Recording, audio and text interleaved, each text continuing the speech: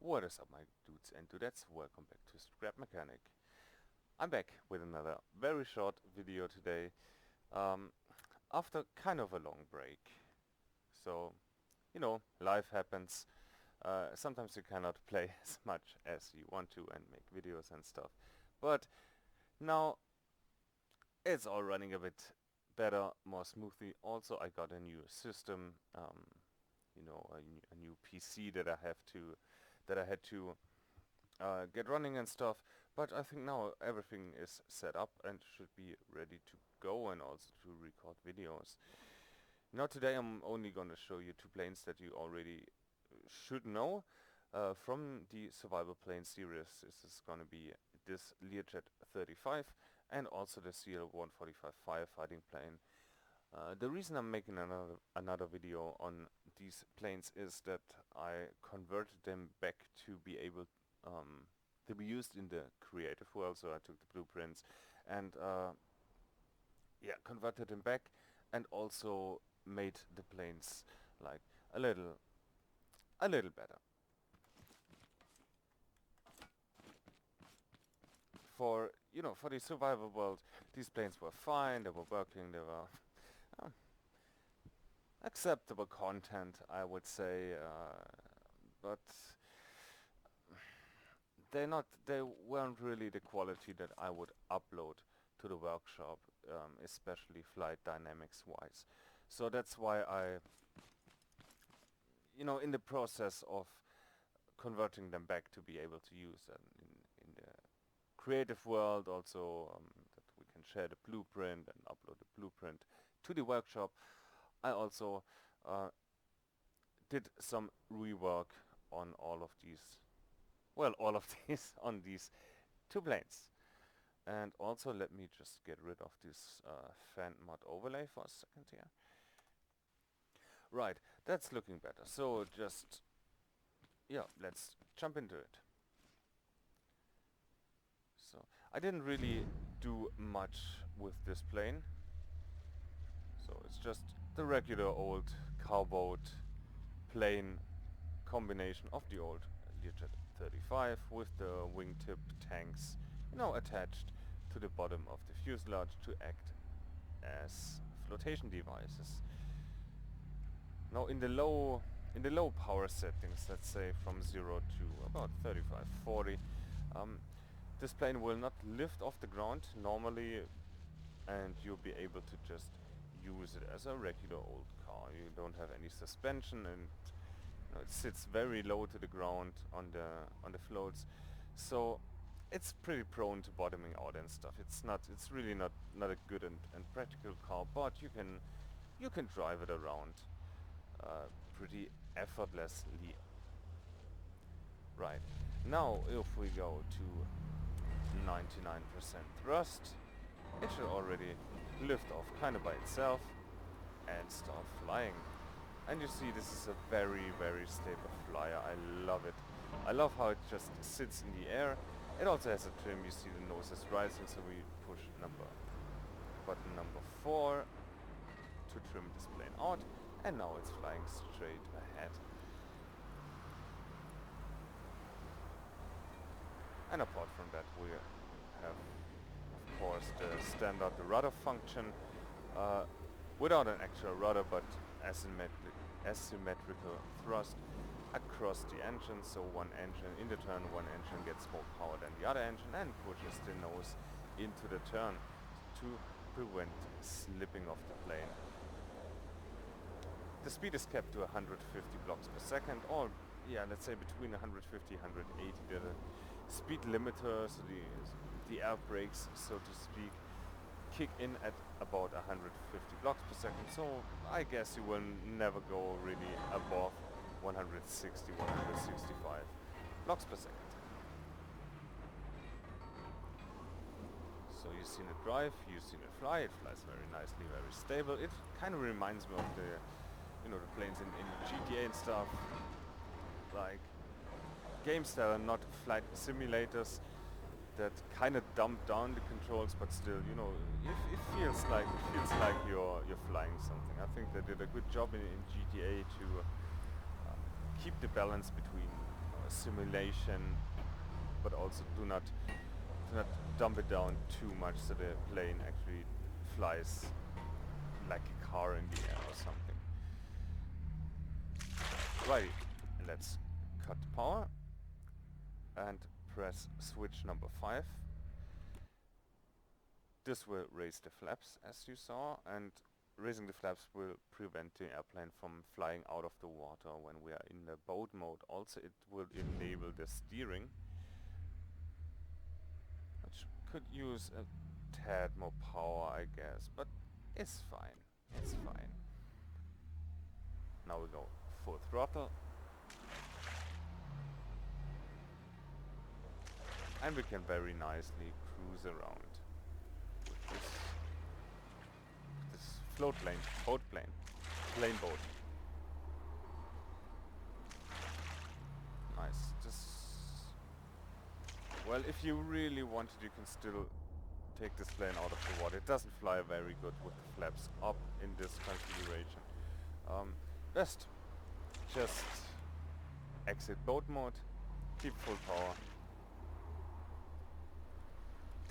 and pull it out of the water. If it does not want to come out of the water right away, it means you probably mistrimmed it. The trim is too much down. So I'm just gonna press button number 3 to trim it up even more. And it should come out of the water. Just barely. But that's cool. And as it speeds up, of course the nose will try to rise again. And we have to trim down a bit. Sometimes something, I think, gets stuck off the control surfaces, so the plane will have a roll tendency to either side. Right now it seems fine. I'm gonna trim down a bit. It's got a slight tendency to the right. It's not perfectly balanced, but yeah, it's still, for a scrap mechanic plane, it's still very stable, very nice to fly. I'm really enjoying it. Right, but now let's land, and I'm gonna show you the other plane.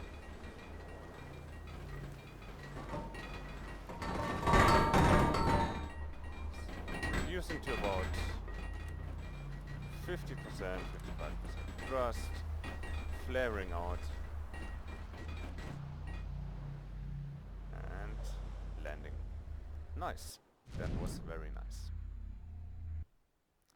Good. Let's switch planes.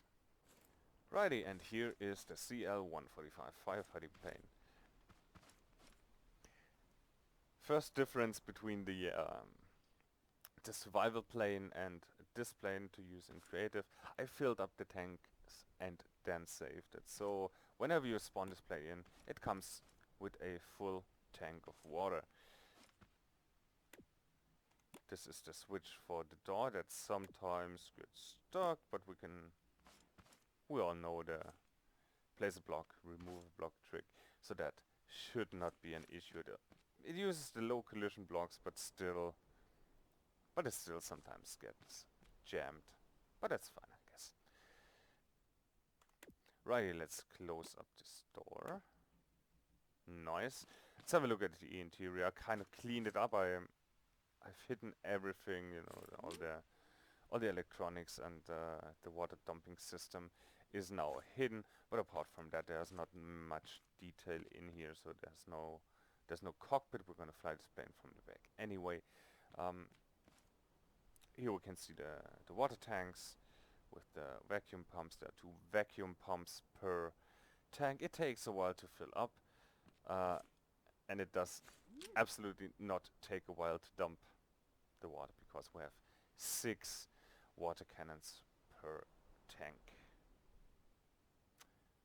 Righty. Let's now hop in the seat. Let's find the seat first. This is here. It is the red block. It is accessible from the inside of the plane, but also from the outside of the plane. Right now we are sitting on the ground, so of course we need our gear. This is switch number 7. Let's extend the gear. And now we are good to go.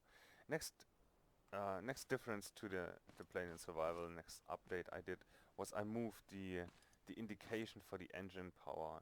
It was here for both engines. I moved it to the back of the engines.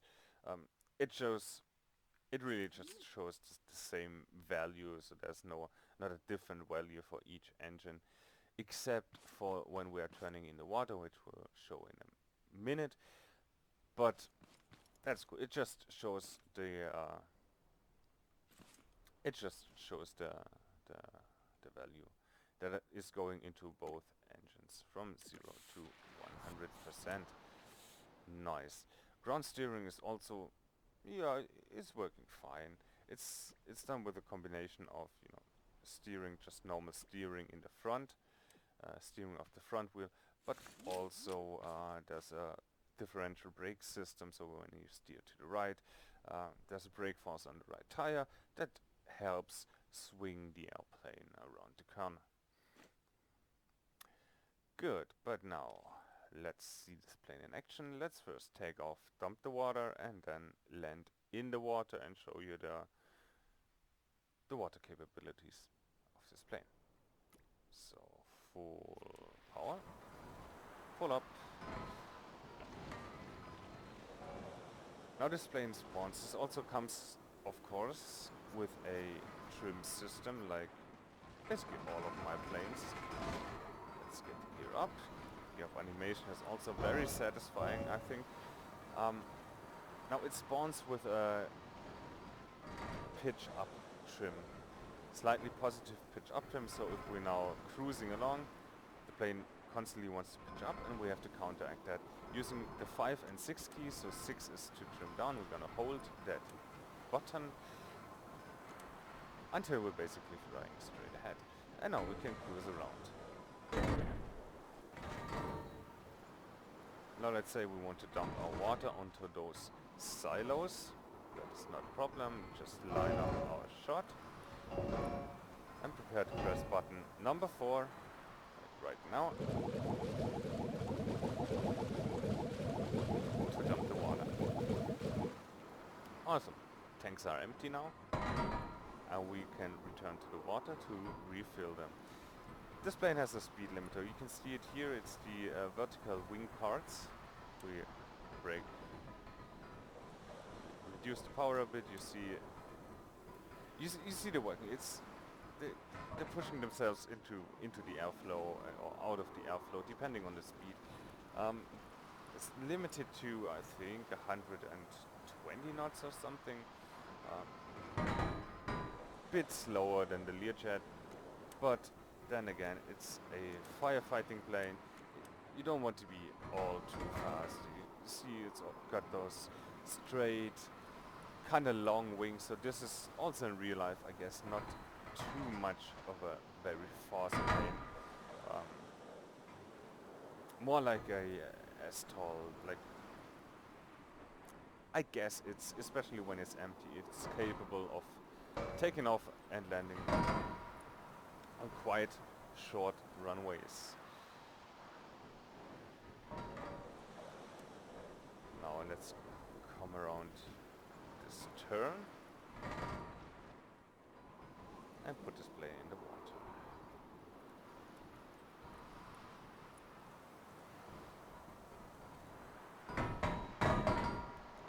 Reducing to about 25–30% power and just let it gently sink down into the water. Push switch number 3 to turn on the pumps. You can see just below the propeller is a little window. We can see the fill state of the water tanks. So while we are filling the tanks, I can show you the steering in the water. Now without any power, apart from the idling power, this does not turn very fast. Like it's only getting a little additional power on the left engine, subtraction of power on the right engine. So this basically has no power and is just windmilling at the moment. But yeah, as soon as we give it a little bit of power, let's say 30%, it drives very nicely. We cannot expect, you know, too tight of a turn in water. It's just also not realistic. Now we can also have a look at the ailerons. You see, these are not working as ailerons, you know, controlled by A and D on the ground, but they are working to keeping this plane level, keeping the wings level. So you see, as soon as one wing dips, now it's the left wing, the left aileron drops and the right aileron rises to roll this plane to the right. To basically, it has a sensor of the tilt we have, of the bank angle we have, the tilt along the longitudinal axis. What kind of bank do we have, and this is translated to the ailerons. Right, so this plane should automatically right itself in the water. This system is only active in the water, and as soon as we are out of the water, the system turns off, and we have just the normal aileron controls. So now the tanks are full, of course, we can turn the pumps off. We have to, this is also something very important, we have to trim up to get this plane out of the water. You see now, when you see the elevators, like the vertical stabilizers and the elevators, they drop a bit. You know, they have a slightly negative angle, and this is okay for flying.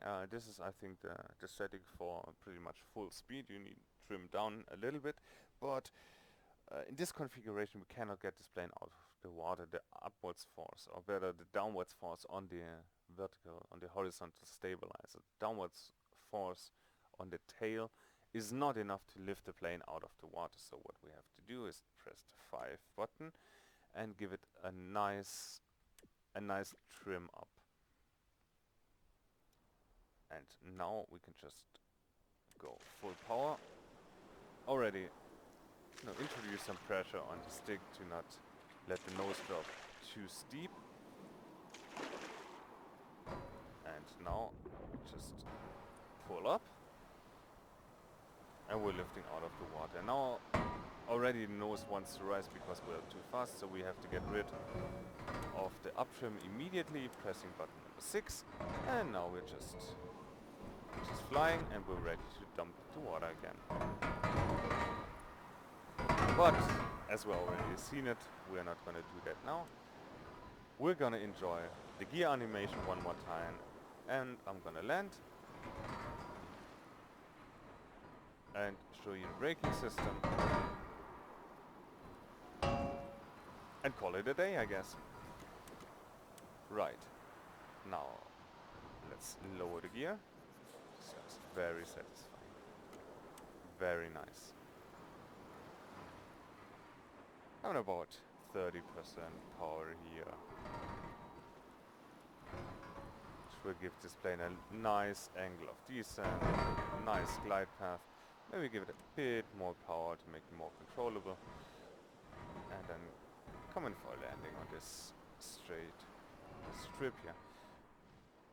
Now, as long as we have a little bit of power enabled, this plane uses a drag reducer block, so it doesn't really want to decelerate, to come to a stop. So I added a braking system that enables braking when we are at idle power. So now this plane has a low braking value, but it's still enough to just, you know, give it a very short landing run. So, and that being said, I think that's it for today. I think I showed you everything that's new with these planes. I put the workshop links in the description below the video, of course. And apart from that, if you like the video, like it, subscribe to the channel, do all the YouTube stuff, you know the drill. And until next time, happy flying, and I'll see you in the next video. Bye bye.